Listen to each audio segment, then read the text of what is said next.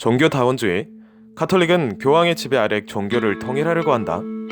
가짜뉴스 파헤치기 8번째 시간입니다. 가짜뉴스는 사실 전혀 새로운 것이 아닙니다. 하지만 가짜뉴스는 과거 수년간 구식의 이메일 전파 방식을 통해 확산된 것보다 오늘날 훨씬 빨리 소셜미디어를 통해 전파될 수 있습니다. 가짜뉴스에는 세계에서 가장 큰 그리스도교 정파인 가톨릭 교회 역시 자유로울 수 없습니다. 인터넷 검색만 하면 무수히 많은 반가톨릭 정보들을 접합니다. 올바른 비판은 환영합니다. 그런데 과연 그것들 사실일까요?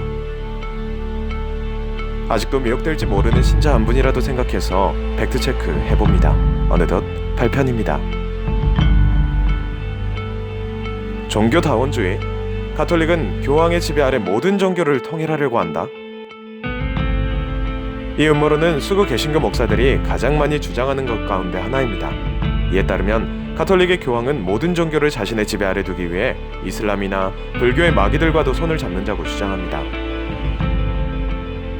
이들은 가톨릭이 겉으로만 예수를 믿고 믿지 않아도 구원받는다는 가르침을 주장한다고 하죠. 또 프란치스코 교황의 다음과 같은 영상을 근거로 종교 통합과 다원주의의 야욕을 드러냈다고 합니다. 한번 들어볼까요? La mayor parte de los habitantes del planeta se declaran creyentes. Esto debería provocar un diálogo entre las religiones. No debemos dejar de orar por él y colaborar con quienes piensan distinto. Confío en Buda.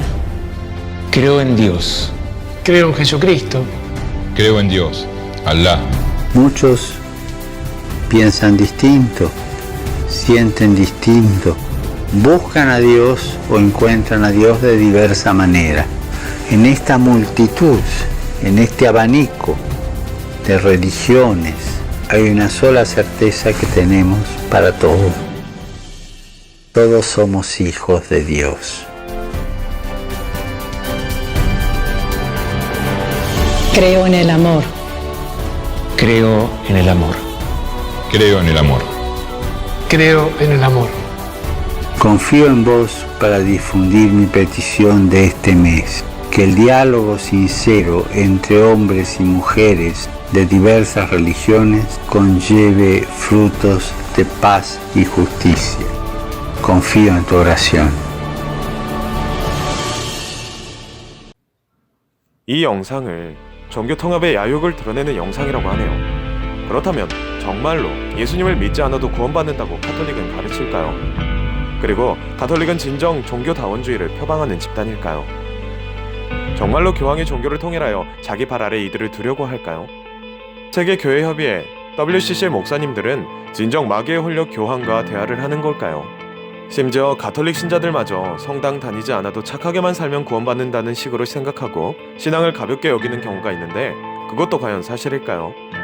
명백히 거짓입니다. 오히려 가톨릭 교회는 얼핏 보면 굉장히 활발하게 종교 간의 대화와 교회 일치 운동을 하는 것 같지만 내부로 들어가면 여전히 교회의 수호적인 가르침을 고수하기 때문에 다른 그리스도교 정파들보다 일치 운동에 적극적이지 못합니다. 그럼에도 계속 대화를 위해 노력하고 있는 거죠. 사실 본래 교회 일치 운동은 개신교가 먼저 시작했습니다. 1910년 스코틀랜드 에든버러에서 발족된 이 운동은 요한복음 17장 21절의 말씀을 근거로 일치의 여정을 시작합니다. 이에 홍하여 제2차 바티칸 공의회에서 가톨릭 교회는 일치운동에 관한 교령 우니타티스 레딘테 그라시오를 통해 다른 그리스도교 종파와 심지어 무신론과도 대화의 장을 열게 되었습니다.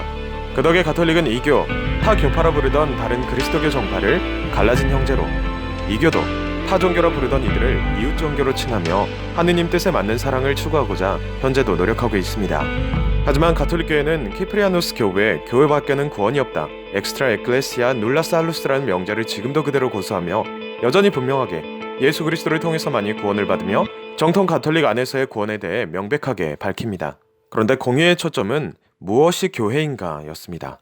교회 밖에는 구원이 없는데 단순히 예수님을 믿는 것이 교회인가 하는 근본적인 물음을 공의회는 던진 것이죠. 제2차 바티칸 공의회 이전에 교회 니콜 가톨릭이었죠.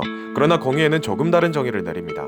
곧 가톨릭 교회 안에 구원이 있다로 선언하는데 이 해석을 두고 지금도 엄청난 논의가 이루어집니다. 이는 종래에 이 거룩한 교회는 곧 가톨릭 교회다 라는 독점적인 선언에서 거룩한 교회는 가톨릭 안에 있다, subsist in 안에서 개방적인 언급으로 바뀌었다는 점에서 굉장히 의미심장합니다.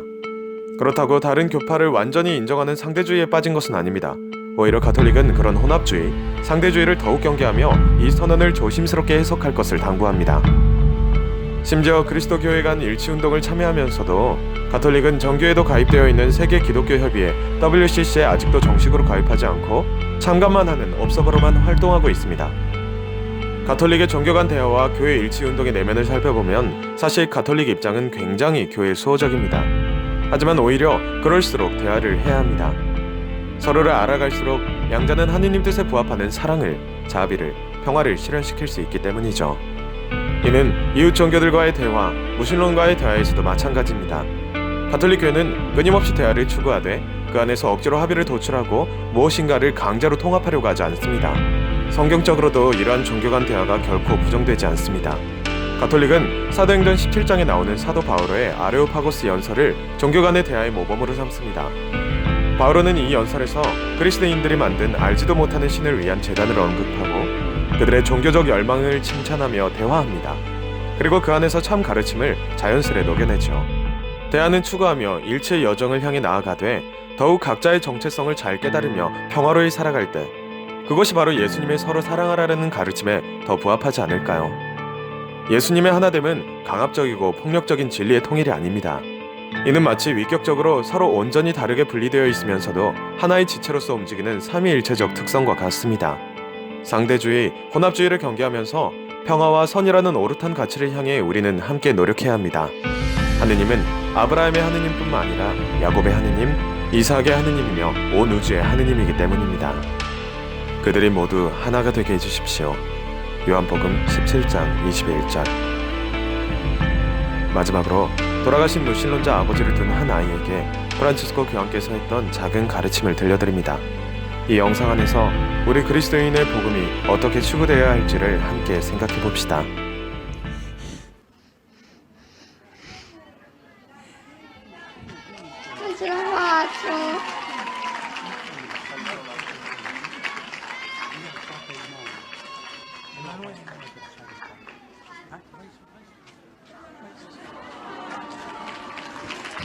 Vieni da me, Emanuele.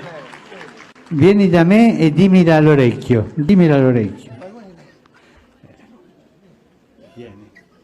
Vieni da me. Vieni. Ecco, va bene.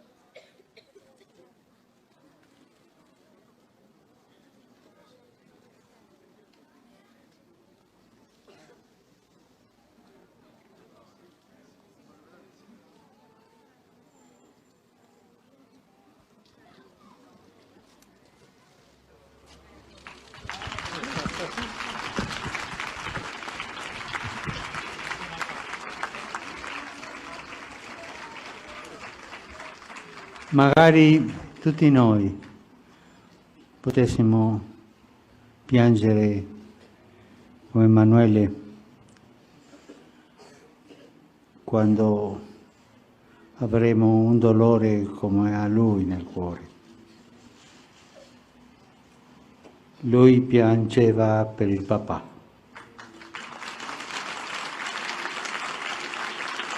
E ha avuto il coraggio di farlo davanti a noi, perché nel suo cuore c'è amore dal papà. E io ho chiesto permesso a Emanuele di dire in pubblico la domanda e lui mi ha detto di sì, per questo la dirò. Poco tempo fa è venuto a mancare mio papà.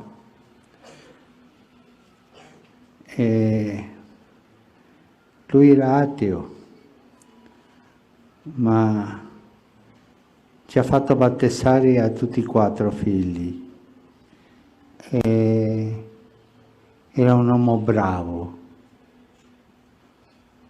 È in cielo, papà?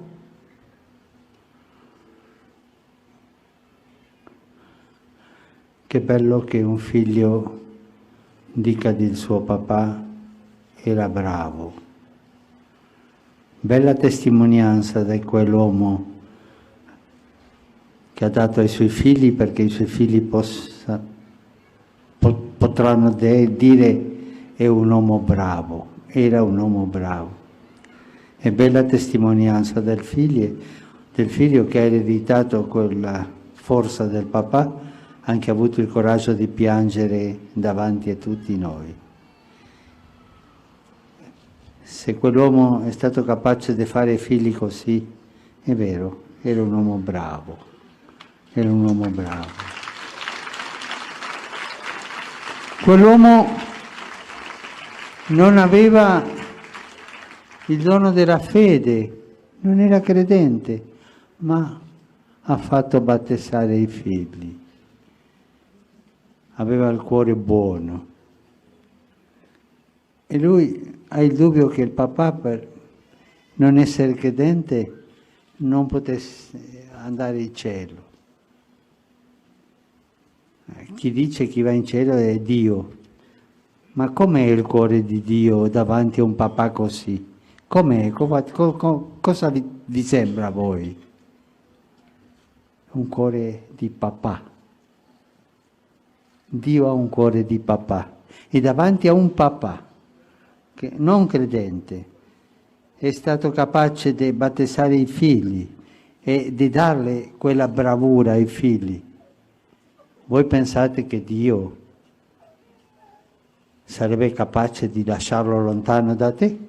Pensate quello? Ma forte, con coraggio. Dio abbandona i suoi figli? Dio abbandona i suoi figli quando sono bravi? Ecco, Emanuele, questa è la risposta. Dio sicuramente era fiero di tuo papà, perché è più facile, essendo credente, battezzare i figli che essendo non credente battezzarli. E sicuramente a Dio questo è piaciuto tanto. Parla con tuo papà, prega tuo papà.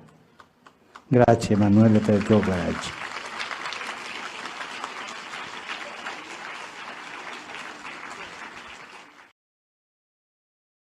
볼만했다면 좋아요와 구독, 알람 설정까지 부탁드립니다.